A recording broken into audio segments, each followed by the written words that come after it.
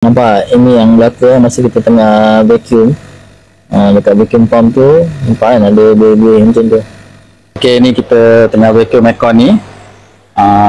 Sekarang ni dah dapat dalam 235 mikron lebih kurang 19 minit macam tu lah. Kita vacuum 19 minit. Okey, dia punya piping aircon ni lebih kurang 12 meter lah, 10 ke 12 macam tu lah kot, lebih kurang dia punya indoor dia kat situ, kat atas tu. Okey, tu dia punya indoor dia.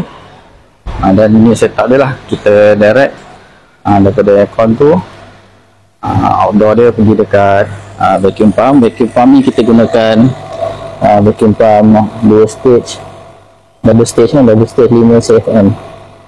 Okey, tu dia. Ni ada rekod masa vacuum tadi mula pukul 2.44 petang sampai pukul 3.06 minit petang lah. Okey, masa mula-mula tu turun laju lah. Okey, bila dah start 2000 mikron tu dia dah mula slow lah. Okey, lepas tu dah start 1000 mikron tu dah makin slow lah. Okey, lepas tu lebih kurang pukul 2.50 macam tu, lebih kurang 6 minit lah, dia turun pergi 500 mikron.